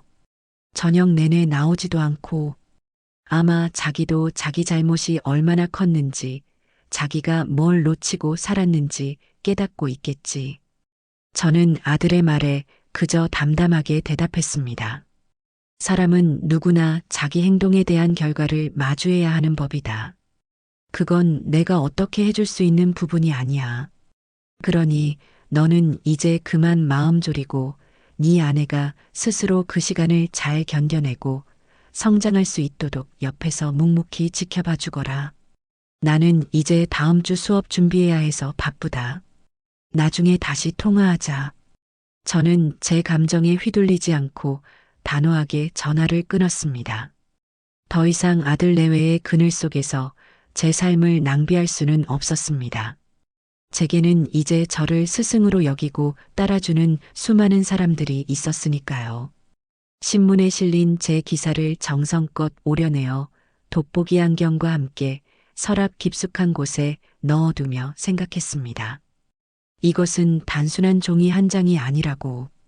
이것은 며느리가 쓰레기통에 처박아 버렸던 한 여성의 자존심을, 온전한 한 인간의 존엄성을 제 자신의 힘으로 다시 일으켜 세웠다는 찬란한 증거라고 말입니다. 신문 기사가 나간 뒤 한동안 아들네 집에서는 아무런 연락도 오지 않았습니다. 폭풍이 휩쓸고 간 뒤의 고요함과도 같은 침묵이었죠. 저는 그 침묵의 의미를 애써 해석하려 하지 않았습니다. 그저 제게 주어진 새로운 삶에 온전히 집중할 뿐이었어요. 제 요리 강자는 이제 단순한 동네 강좌가 아니었습니다. 시청에서 운영하는 여성회관에서도 특강 요청이 들어왔고 지역 방송국에서는 아예 저를 주인공으로 한 요리 프로그램을 만들고 싶다는 제안까지 해왔습니다. 제 인생의 후반전이 이렇게나 화려하게 펼쳐질 줄은 꿈에도 상상하지 못했던 일들이었죠. 저는 그 모든 제안들을 신중하게 검토하며 저의 진심을 가장 잘 전달할 수 있는 길을 택했습니다. 돈이나 명예를 쫓기보다는 한 사람에게라도 더 따뜻한 집밥의 가치를 전하는 것이 제게는 더 중요했으니까요. 제 이름 앞에는 어느새 국민 시어머니, 집밥의 대가 같은 영광스러운 수식어들이 따라붙기 시작했습니다. 반면에 며느리 은지의 세상은 완전히 거꾸로 무너져 내리고 있었습니다. 살림여왕 은지라는 이름으로 운영되던 그녀의 SNS 계정은 사람들의 비난과 조롱을 견디지 못하고 결국 폐쇄되었습니다. 그녀가 그토록 자랑스러워하던 허상의 세계가 한순간에 신기루처럼 사라져버린 겁니다. 그녀는 이제 시어머니 등쳐먹은 파렴치한 며느리라는 씻을 수 없는 주홍글씨를 달고 세상의 웃음거리로 전락해버렸습니다. 궁지에 몰린 쥐가 고양이를 문다고 했던가요? 모든 것을 잃고 벼랑 끝에 내몰린 며느리는 자신의 잘못을 인정하고 반성하는 대신 아주 어리석고 위험한 마지막 도박을 감행했습니다. 아마도 그것만이 자신이 살 수 있는 유일한 길이라고 믿었던 모양입니다. 어느 날 비공개로 전환했던 자신의 SNS 계정을 다시 공개로 돌리고는 그곳에 폭탄 선언과도 같은 장문의 공지를 올렸습니다. 그 소식 또한 미자 씨의 제보를 통해 실시간으로 접하게 되었죠. 안녕하세요, 여러분. 오랜만에 인사드립니다. 그동안 저에 대한 많은 오해와 근거 없는 비난들이 있었지만 더 이상 침묵하지 않겠습니다. 저는 저만의 길을 가겠습니다. 낡고 진부한 방식만을 고집하는 구시대적인 요리가 아닌 젊고 세련된 감각으로 재해석한 창의적인 요리가 얼마나 멋진 것인지 제가 직접 실력으로 증명해 보이겠습니다. 곧 저의 모든 것을 보여드릴 은지의 신식 요리 교실 라이브 방송으로 여러분을 찾아뵙겠습니다. 진짜 실력과 가짜 쇼가 어떻게 다른지 제 방송을 통해 직접 확인하세요. 그 공지를 읽는 순간 저는 실소를 금할 수 없었습니다. 글의 모든 문장이 교묘하게 저를 겨냥하고 있었기 때문이에요. 저를 낡고 진부한 방식을 고집하는 구시대적인 요리를 하는 사람으로 자신은 젊고 세련된 감각을 가진 창의적인 요리사로 포장하려는 그 얄팍한 속셈이 너무나도 빤히 보였습니다. 기초도 없는 아이가 퓨전이라니. 걷지도 못하는 아기가 마라톤에 출전하겠다고 나서는 격이었죠. 이 소식은 동네 맘카페에도 순식간에 퍼져나갔습니다. 하지만 사람들의 반응은 은지가 기대했던 것과는 완전히 달랐습니다. 어머, 이 사람 아직도 정신 못 차렸네. 저기서 말하는 구시대적인 요리가 김효순 선생님 요리 말하는 건가? 정말 끝까지 무례하다. 진짜 실력? 자기 실력이 불지르는 거라는 건 온 동네가 다 알 텐데? 라이브 방송이라니 기대된다. 이번에는 또 어떤 대참사가 벌어질지 꼭 본방사수해야지. 여론은 이미 제게로 완전히 기울어 있었습니다. 은지는 이미 시작도 하기 전에 싸움에서 지고 있었던 겁니다. 하지만 오만함으로 눈이 먼 그녀는 그 사실을 깨닫지 못했죠. 그리고 마침내 결전의 날이 밝았습니다. 은지의 신식 요리 교실 첫 라이브 방송이 시작되는 날이었죠. 미자 씨는 아예 저녁 약속도 취소하고 저희 집으로 찾아와 제 옆에 자리를 잡고 앉았습니다. 우리는 마치 월드컵 결승전이라도 보는 것처럼 잠옷 비장한 표정으로 미자 씨의 스마트폰 화면을 함께 들여다보았습니다. 방송이 시작되자 화면에는 예전보다 훨씬 더 화려하게 꾸민 모습의 은지가 등장했습니다. 값비싸 보이는 명품 브랜드의 앞치마를 두르고 전문가용 방송 카메라 앞에서 애써 밝고 자신감 넘치는 미소를 지어 보였죠. 안녕하세요, 여러분. 드디어 여러분을 다시 만나게 되었네요. 셰프 은지입니다. 오늘 제가 여러분께 선보일 요리는 바로 평범한 떡볶이를 예술의 경지로 끌어올린 저만의 시그니처 메뉴, 로제 소스를 곁들인 해산물 퐁듀 떡볶이입니다. 저는 그 해괴한 음식 이름을 듣는 순간 오늘 방송의 결말을 미리 짐작할 수 있었습니다. 아니나 다를까 요리가 시작되자마자 그녀의 어설픈 실력과 미천은 여지없이 드러나기 시작했습니다. 해산물 손질법도 제대로 몰라 새우의 내장을 제거하지도 않은 채 끓는 물에 던져 넣는가 하면 로제 소스를 만든다면서 시판용 토마토 소스와 생크림을 그저 생각 없애한데 섞어 끓이기만 했습니다. 그건 요리가 아니라 소꿉장난에 가까웠죠. 채팅창은 처음에는 그녀의 몇 안 남은 팬들이 남기는 응원의 메시지로 채워지는 듯 했지만 시간이 지날수록 비난과 조롱의 목소리가 점점 더 커져갔습니다. 저게 로제 소스라고요? 그냥 고추장 푼 크림 수프 같은데. 칼질이 너무 불안해서 제가 다 조마조마하네요. 손가락 안 베이게 조심하세요. 결국 오늘도 시판 소스 쓰는구나. 진짜 실력을 보여준다면서요? 솔직히 말해서 예전에 올렸던 그 정갈한 한식 사진들이랑 너무 비교되네요. 그때 그 음식들 진짜 본인이 만드신 거 맞아요? 양심적으로 대답 좀 해주세요. 결정적인 질문이었습니다. 수많은 시청자들이 보는 앞에서 공개적으로 전곡을 찔리자 은지는 완전히 이성을 잃고 말았습니다. 그녀의 얼굴은 새빨갛게 달아올랐고 목소리는 심하게 떨리기 시작했습니다. 지금 저를 의심하시는 거예요? 당연히 제가 만든 거죠. 저는 오늘 여러분께 차원이 다른 요리를 보여드리려고 불쇼를 준비했습니다. 보세요. 그녀는 당황한 나머지 무언가 보여줘야 한다는 강박에 사로잡힌 듯 팬에 식용유를 넉넉히 두르고 강한 불에 올렸습니다. 그리고는 냉동실에서 꽁꽁 얼어붙은 해물 완자를 꺼내 물기를 제거하지도 않은 채 그대로 뜨거운 기름에 던져 넣는 요리사로서는 절대 해서는 안 될 치명적인 실수를 저지르고 말았습니다. 차악 하는 폭발음과 함께 과열된 기름이 펄펄 끓는 물과 만나 사방으로 튀었고 팬 위로 시뻘건 불길이 화산처럼 치솟았습니다. 아, 불이야. 불. 어떡해. 은지는 공포에 질려 비명을 지르며 어쩔 줄 몰라 했고 그녀가 그토록 자랑하던 완벽한 화이트 톤의 부엌근 순식간에 매캐한 검은 연기로 가득 찼습니다.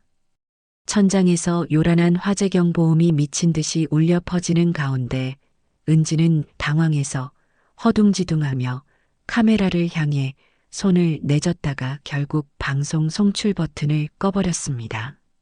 화면은 그렇게 갑작스럽게 한편의 블랙 코미디처럼 까맣게 변해버렸죠. 저와 미자 씨는 한동안 아무 말도 하지 못하고 멍하니 까만 화면만 바라보았습니다. 잠시 후 미자 씨가 숨도 못 쉴 듯이 배를 잡고 웃음을 터뜨리기 시작했습니다. 어머님, 보셨어요? 세상에 저게 뭐야? 퓨전 요리 교실이 아니라 소방 훈련 교실이었네. 아이고 배야. 저는 미자 씨처럼 웃음이 나오지는 않았습니다. 그저 씁쓸하고 허탈한 마음뿐이었죠. 한 인간이 자신의 거짓과 오만으로 인해 어디까지 추락할 수 있는지를 두 눈으로 똑똑히 목격한 기분이었습니다. 그날의 방송사고 영상은 살림여왕, 주방 통째로 태워 먹을 뻔한 레전드 방송이라는 제목으로 인터넷 세상 구석구석으로 일파만파 퍼져나갔습니다. 은지는 이제 회복 불가능한 조롱과 비웃음의 대상이 되어버렸죠. 그녀는 자신의 모든 것을 걸었던 마지막 도박에서 가장 처참한 방식으로 실패한 겁니다. 그 소식을 들으며 저는 조용히 창밖을 바라보았습니다. 이제 정말로 모든 것이 끝났다는 생각이 들었습니다. 제가 원했던 것은 이런 파국적인 결말이 아니었지만 어쩌면 이것이 그녀가 자신의 삶에 대해 치러야 할 당연한 대가인지도 모릅니다. 저는 더 이상 그녀를 미워하지도 원망하지도 않기로 했습니다. 그저 제자리에서 제게 주어진 새로운 삶을 묵묵히 그리고 성실히 살아갈 뿐입니다. 제 두 손으로 당당하게 되찾은 제 인생의 가치를 소중히 여기면서 말이죠. 하늘은 스스로 돕는 자를 돕는다고 했던가요? 저는 제 힘으로 굳건히 일어섰고 제 영혼에 마침내 완전한 평화를 얻었습니다. 저를 향해 으르렁거리던 이빨도 제 삶을 촌스럽다 매도하던 날 선 목소리도 더는 들려오지 않았죠. 저는 그저 제자리에서 이전과 다름없는 일상을 묵묵히 살아갈 뿐이었습니다. 아침이면 주민센터로 향해 수강생들에게 제 손맛과 지혜를 나누어 주었고, 오후에는 동네 친구들과 찻잔을 기울이거나 장을 보며 소소한 행복을 즐겼습니다. 제 인생에서 그늘 같았던 존재들이 사라지자 비로소 따스한 햇볕이 온전히 저를 비추는 기분이었습니다. 그러던 어느 늦은 밤이었습니다. 잠자리에 들려던 참에 요란하게 울리는 전화벨 소리에 깜짝 놀라 현관으로 달려갔습니다. 인터폰 화면에 비친 것은 금방이라도 쓰러질 듯 위태롭게 비틀거리는 아들 정식이의 모습이었습니다. 녀석은 잔뜩 술에 취해 얼굴이 시뻘겋게 달아올라 있었죠. 저는 가슴이 철렁 내려앉았지만 애써 담담한 목소리로 문을 열어주었습니다. 이 밤중에 무슨 일이냐? 술을 왜 이렇게 많이 마셨어? 아들은 대답 대신 현관에 들어서자마자 그 자리에 주저앉아 어린아이처럼 서럽게 울기 시작했습니다. 다 큰 자식의 오열하는 모습을 마주하는 어미의 마음은 갈기갈기 찢어지는 듯 했습니다. 저는 아무 말 없이 녀석의 등을 두드려주며 그 울음이 잦아들기를 기다려 주었습니다. 한참을 그렇게 어깨를 들썩이며 울던 아들은 이내 엉망이 된 얼굴로 저를 올려다보며 겨우 입을 열었습니다. 엄마, 내가 다 잘못했어. 내가 정말 나쁜 놈이야. 나는 엄마가 그렇게 힘든 시간을 보내는 동안 아무것도 몰랐어. 아니, 알면서도 모른 척했어. 은지랑 엄마 사이에서 골치 아픈 일에 엮이기 싫어서 그냥 비겁하게 도망만 쳤던 거야. 남편으로서도 아들로서도 나는 완전히 실격이야. 정식이는 자기 머리를 쥐어뜯으며 자책했습니다. 그동안 녀석의 마음속에 얼마나 무거운 돌덩이가 자리 잡고 있었는지 짐작이 가고도 남았죠. 저는 조용히 부엌으로 들어가 찬장에 넣어두었던 북어포를 꺼내 들었습니다. 시원한 콩나물까지 넣어 뽀얀 국물이 우러나도록 북엇국을 끓이기 시작했어요. 술에 취해 찾아온 자식에게 잔소리 대신 따뜻한 국 한 그릇을 끓여주는 것, 그것이 제가 평생을 살아온 어미의 방식이었습니다. 구수한 북엇국 냄새가 집안에 퍼져나가자 아들의 울음소리도 조금씩 잦아들었습니다. 저는 뜨끈한 국 한 그릇을 녀석 앞에 말없이 내려놓았습니다. 정식이는 붉게 충혈된 눈으로 저를 한참이나 바라보더니 이내 숟가락을 들어 국을 한술 떴습니다. 맛있다. 역시 엄마가 끓여준 국이 세상에서 제일 맛있어. 녀석은 그 말을 끝으로 또다시 눈물을 뚝뚝 흘렸습니다. 그 눈물은 서러움의 눈물이 아닌 깊은 회한과 감사의 눈물처럼 보였습니다. 아들이 국 한 그릇을 다 비워낼 때까지 저는 아무것도 묻지 않고 그저 곁을 지켜주었습니다. 속이 좀 풀렸는지 정식이는 그제야 그동안 있었던 일들을 하나둘씩 털어놓기 시작했습니다. 은지, 그날 라이브 방송 망치고 나서 며칠 동안 방에서 나오지도 않았어. 그러다 갑자기 짐을 싸서 친정으로 가버렸어. 자기는 더 이상 나랑 살 자신이 없대. 자기가 저지른 일들 때문에 사람들 얼굴을 볼 수가 없다고, 이 동네를 떠나고 싶다고 하더라. 내가 붙잡았는데도 소용없었어. 자기가 얼마나 어리석었는지, 얼마나 큰 잘못을 저질렀는지 이제야 알겠다고, 엄마한테 정말 죽을 죄를 지었다고. 그렇게 울면서 떠났어. 이혼하자는 말만 남기고. 저는 아들의 말에 놀라지 않았습니다. 어쩌면 당연한 수순이었을지도 모릅니다. 자신의 거짓된 세상이 무너져 내린 지금 그녀에게는 모든 것을 버리고 도망치는 것 외에 다른 선택지가 없었을 테니까요. 그래서 너는 어떻게 할 참이냐? 모르겠어. 나도 정말 모르겠어, 엄마. 그냥 다 내 잘못 같아. 내가 조금 더 현명하고 단호했더라면 은지가 저 지경까지 가게 내버려 두지 않았을 텐데. 엄마 마음을 그렇게 아프게 하지도 않았을 텐데. 이제 와서 모든 게 다 후회스러워. 아들은 고개를 푹 숙인 채 괴로워했습니다. 저는 그런 아들의 어깨에 조용히 손을 얹었습니다. 정식아, 지난 일을 후회하는 건 아무 소용없다. 중요한 건 앞으로 어떻게 살아갈 것인가 하는 점이지. 이번 일은 너와 은지 두 사람 모두에게 아주 아프고 힘든 시간이겠지만 동시에 자기 자신을 정직하게 돌아볼 수 있는 아주 중요한 기회이기도 해. 그러니 너무 자책만 하지 마라. 이 시간을 어떻게 보내느냐에 따라 너희는 이전보다 더 단단하고 성숙한 사람이 될 수도 있을 게다. 제 위로에 아들은 잠시 침묵하더니 이내 결심한 듯 고개를 들었습니다. 그리고 제 손을 마주 잡으며 말했습니다. 엄마 말이 맞아. 이제 더는 도망치지 않을 거야.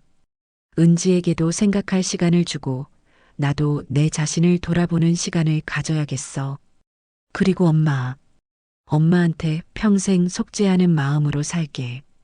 정말 미안하고 고맙고 그리고 사랑해, 엄마. 저는 평생 처음 들어보는 아들의 사랑 고백에 저도 모르게 눈시울이 뜨거워졌습니다. 우리는 한참 동안 아무 말 없이 서로의 손을 잡고 있었어요. 오랜 시간 가로막혀 있던 마음의 벽이 스르르 허물어지고 따뜻한 온기가 우리 사이를 가득 채우는 기분이었습니다. 아들이 어느 정도 마음을 추스르자 저는 자리에서 일어나 안방으로 향했습니다. 그리고 장롱 깊숙한 곳에 수십 년간 보물처럼 간직해왔던 손때 묻은 낡은 노트 한 권을 꺼내 들고 나왔습니다. 기름때와 세월의 흔적으로 누렇게 변색된 너덜너덜한 노트였죠. 이게 뭔지 아니?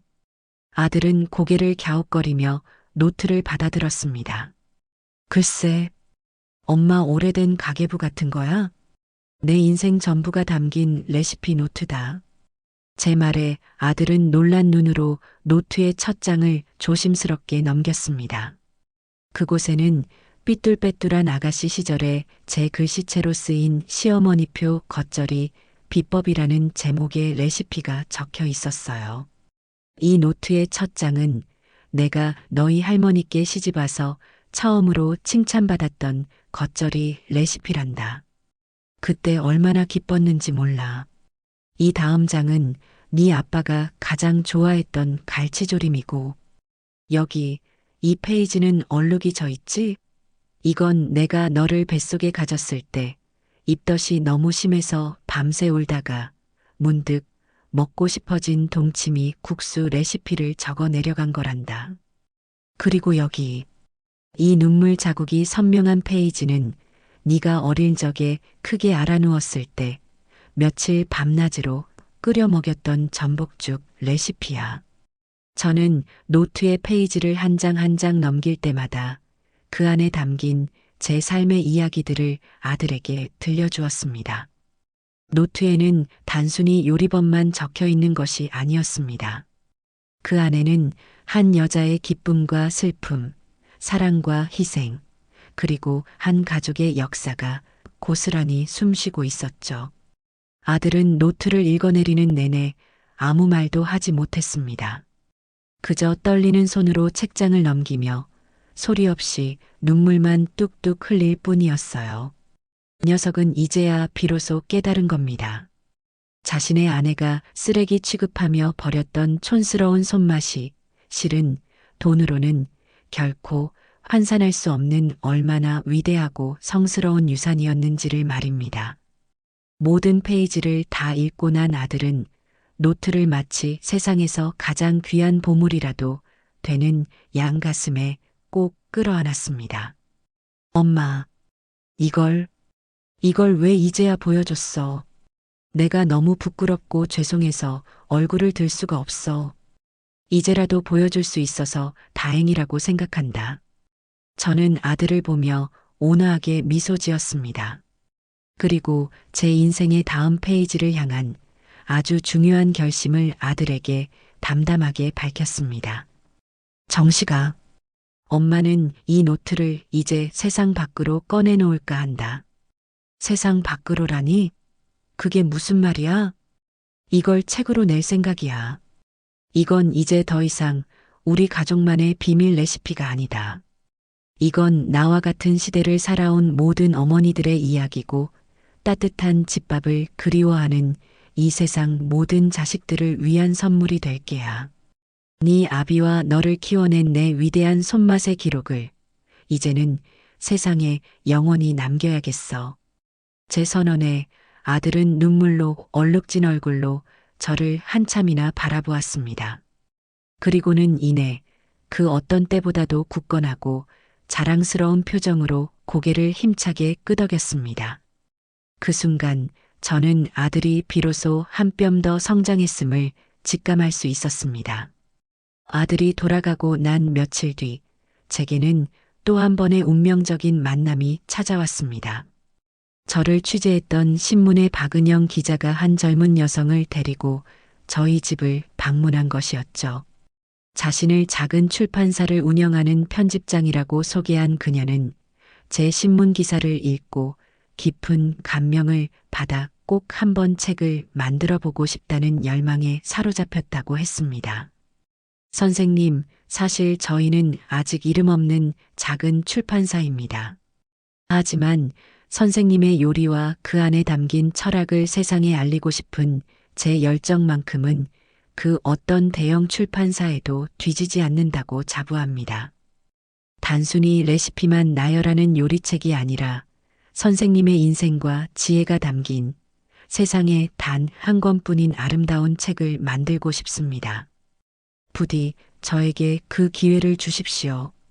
그녀의 반짝이는 눈과 진심이 담긴 목소리에서 저는 돈이나 명예가 아닌 제 이야기에 대한 순수한 존경과 애정을 느낄 수 있었습니다.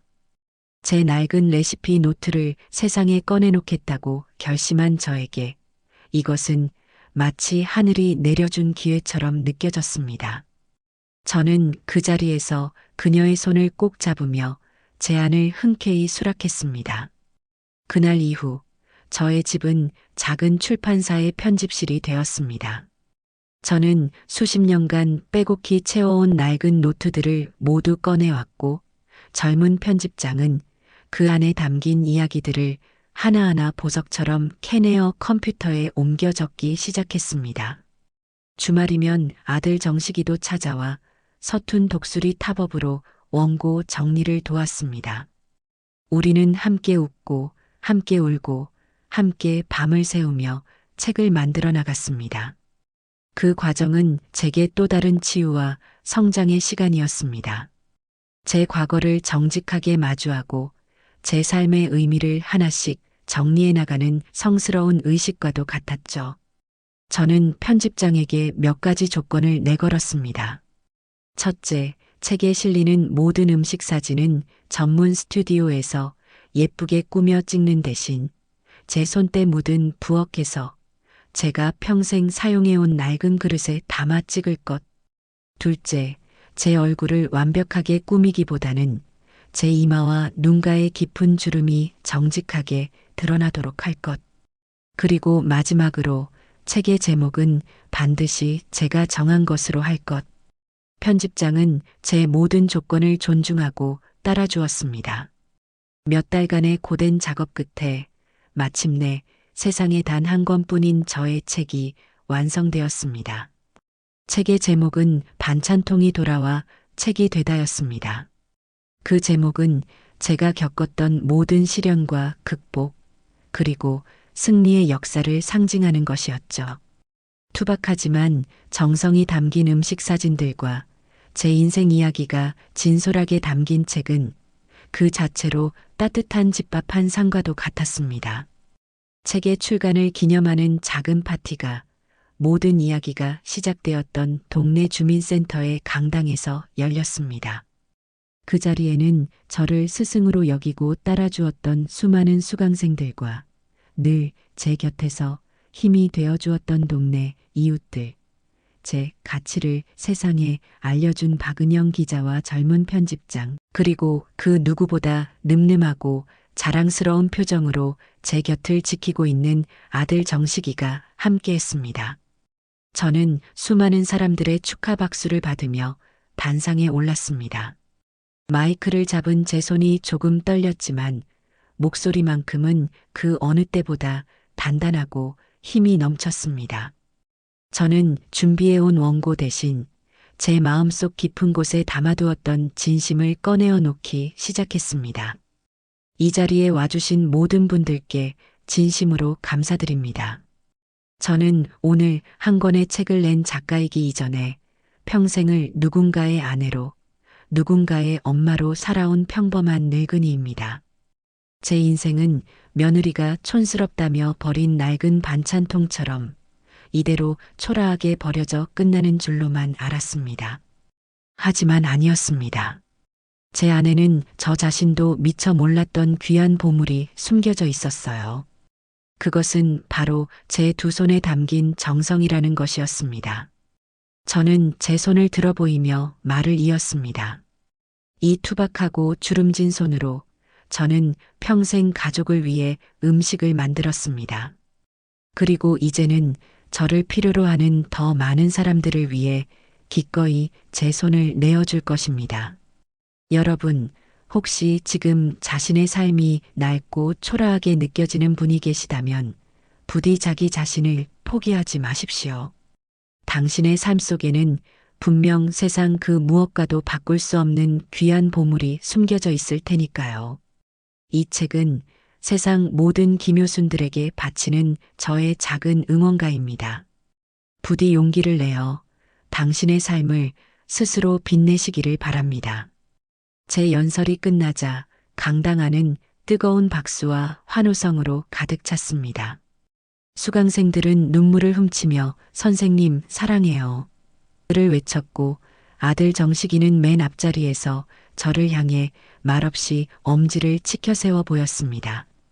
그 어떤 인정이나 칭찬보다도 가슴 벅찬 제 인생 최고의 순간이었습니다. 그 자리에 며느리 은지의 모습은 보이지 않았습니다. 그녀는 이 영광스러운 자리에 초대받을 자격이 없었으니까요. 파티가 끝나고 몹시 피곤했지만 행복한 마음으로 집에 돌아온 그날 밤이었습니다. 잠자리에 들려던 참에 제 스마트폰에 오랫동안 침묵을 지키던 번호로부터 장문의 메시지가 도착해 있는 것을 발견했습니다. 며느리 은지였습니다. 어머니, 저 은지예요. 오늘 출판 기념회 하셨다는 소식 들었어요. 진심으로 축하드려요. 저는 오늘 서점에 가서 어머니 책을 사서 읽어봤어요. 책을 읽는 내내 너무나 부끄럽고 죄송해서 고개를 들 수가 없었어요. 저는 어머니의 위대한 삶과 사랑을 고작 제 하찮은 허영심과 맞바꾸려 했던 정말 어리석은 사람이었어요. 어머니의 반찬통을 버린 것이 아니라 제 인생의 가장 큰 복을 제 손으로 걷어차 버렸다는 걸 이제야 깨달았습니다. 어머니, 제가 정말 잘못했어요. 저 같은 인간은 용서받을 자격도 없다는 거 알아요. 하지만 그래도 한 번은 말씀드리고 싶었어요. 정말 죄송합니다, 어머니. 부디 행복하세요. 저는 한자 한자 그녀의 진심이 느껴지는 메시지를 천천히 읽어내렸습니다. 그리고 잠시 동안 답장을 보내야 할지 고민했어요. 하지만 저는 이내 스마트폰 화면을 꺼버렸습니다. 용서는 말 한마디로 쉽게 이루어지는 것이 아니었습니다. 진정한 용서는 그녀가 앞으로 자신의 삶을 얼마나 정직하고 성실하게 살아내는지에 따라 그녀 스스로 얻어내야 하는 것이었으니까요. 저는 더 이상 그녀의 인생에 관여하지 않을 겁니다.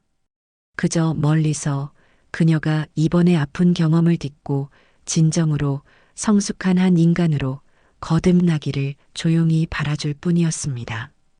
이제 제게는 제 인생을 살아가는 것만으로도 충분히 바쁘고 행복했으니까요.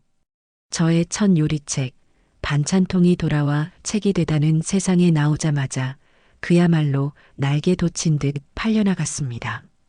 사람들은 단순히 요리법을 얻기 위해서가 아니라 그 안에 담긴 한 여성의 진솔한 삶의 이야기와 따뜻한 지혜에 열광했습니다. 책은 베스트셀러가 되었고 저는 평생 만져보리라고는 상상도 못했던 꽤 큰 인세를 받게 되었죠. 사람들은 제게 그 돈으로 더 넓은 집으로 이사를 가거나 편안한 노후를 위한 준비를 하라고 조언했지만 제 생각은 조금 달랐습니다. 저는 제 인생의 후반전에 찾아온 이 소중한 선물을 오롯이 저 자신을 위해 사용하기로 결심했습니다. 그리고 평생의 소원이었던 제주도 한 달 살기를 실천에 옮기기로 마음먹었죠. 아들 정식이는 처음에는 혼자 괜찮으시겠냐며 걱정했지만 이내 제 단호한 결심을 지지해 주었습니다. 저는 그렇게 난생 처음으로 혼자만의 여행을 떠났습니다. 제주도의 시간은 육지의 시간과는 전혀 다르게 흘러갔습니다. 저는 그곳에서 완벽한 자유인이 되었습니다. 아침이면 에메랄드빛 바다를 따라 하염없이 걸었고 낮에는 돌담길이 예쁜 작은 마을의 찻집에 앉아 책을 읽거나 꾸벅꾸벅 졸기도 했습니다. 저녁이면 재래시장에 들러 싱싱한 해산물과 채소를 사다가 제주의 햇살과 바람을 닮은 소박한 저녁상을 차려 먹었죠. 저는 그곳에서 새로운 사람들을 만나고 새로운 풍경을 마음에 담고 새로운 음식의 맛을 탐험하며 제 안에 숨겨져 있던 또 다른 제 자신을 발견해 나갔습니다. 저는 더 이상 누군가의 아내나 엄마 혹은 요리 선생님이 아니었습니다. 저는 그저 김효순이라는 이름을 가진 세상에 대한 호기심으로 가득 찬 온전한 한 인간일 뿐이었습니다. 한 달이라는 시간이 꿈처럼 흘러가고 저는 한 뼘 더 자란 마음과 건강하게 그을린 얼굴로 집으로 돌아왔습니다. 저를 마중 나온 아들 녀석은 전보다 훨씬 더 편안하고 성숙해진 제 모습을 보며 진심으로 기뻐해 주었죠. 그로부터 며칠 뒤 정식이가 예고도 없이 저희 집을 찾아왔습니다. 녀석의 손에는 제법 묵직한 꾸러미 하나가 들려 있었어요. 엄마, 저 왔어요. 저녁 식사는 하셨어요? 아니, 아직. 막 하려던 참인데 잘 왔다. 무슨 좋은 일이라도 있냐? 얼굴이 훤하네. 그런가요? 엄마, 제가 오늘 엄마를 위해서 저녁 식사를 준비해 왔어요. 아들은 부끄러운 듯 머리를 극적이며 제게 꾸러미를 내밀었습니다. 꾸러미 안에는 아직 온기가 남아있는 냄비 하나와 정갈하게 담긴 밑반찬 몇 가지가 들어 있었습니다. 그리고 그 중심에는 투박하지만 정성이 가득 담긴 뚝배기 하나가 자리 잡고 있었죠. 뚜껑을 열자 구수한 냄새와 함께 모락모락 김이 피어오르는 된장찌개가 모습을 드러냈습니다. 이걸 네가 직접 끓였다고? 네. 엄마 책에 나온 레시피 그대로 정말 한 글자도 안 틀리고 똑같이 따라 해봤어요. 멸치 똥 따서 육수 내는 것부터 시작해서요. 아직 엄마 손맛 따라가려면 멀었겠지만 그래도 한번 맛봐주세요. 저는 아들이 차려준 저녁상 앞에 조심스럽게 앉았습니다. 그리고 숟가락을 들어 된장찌개를 한술 떠 맛보았습니다. 솔직히 말해 맛은 아직 서툴렀습니다. 간은 조금 짰고 두부는 너무 푹 익어 흐물거렸죠. 하지만 이상하게도 그 어떤 산의 진미보다도 깊고 진한 맛이 느껴졌습니다. 숟가락을 들 때마다 아들의 서툰 손길과 진심 어린 정성이 고스란히 전해져 오는 듯 했어요. 저는 말없이 찌개 한 그릇을 뚝딱 비워냈습니다. 맛있다, 아들. 세상에서 제일 맛있는 된장찌개다. 제 칭찬에 다 큰 아들 녀석의 눈가가 촉촉하게 젖어드는 것이 보였습니다. 그 순간 저는 깨달았습니다. 제 위대한 유산은 베스트셀러가 된 요리책이 아니라 바로 지금 제 눈앞에서 제 아들의 손끝에서 따뜻한 밥상 위에서 이렇게 생생하게 살아 숨쉬고 있다는 것을요. 우리는 식사를 마치고 거실에 앉아 오랫동안 이야기를 나누었습니다. 아들은 그동안의 근황을 담담하게 털어놓았어요. 아내 은지와는 가끔 만나 대화를 나누고 있으며 각자의 자리에서 스스로를 돌아보는 시간을 갖고 있다고 했습니다. 정식이는 주말마다 요리학원에 다니며 기초부터 다시 요리를 배우고 있다고도 했죠. 녀석은 더 이상 누군가에게 의존하는 어리광쟁이 아들이 아니었습니다. 자신의 삶을 스스로 책임질 줄 아는 늠름한 어른으로 성장해 있었던 겁니다. 정식이가 자리에서 일어나 집으로 돌아갈 채비를 할 때였습니다. 녀석은 현관에 놓아두었던 빈 뚝배기를 챙겨들며 제게 장난기 어린 목소리로 말했습니다. 엄마, 이 뚝배기 그릇 다 드셨으니 이제 저한테 돌려주셔야죠. 그 말에 우리는 서로를 마주보며 동시에 웃음을 터뜨렸습니다. 그것은 모든 아픔과 상처를 뛰어넘는 진정한 화해와 이해의 웃음이었습니다. 알았다, 이놈아. 대신 다음번에는 더 맛있는 걸로 채워서 가져오너라. 네, 엄마.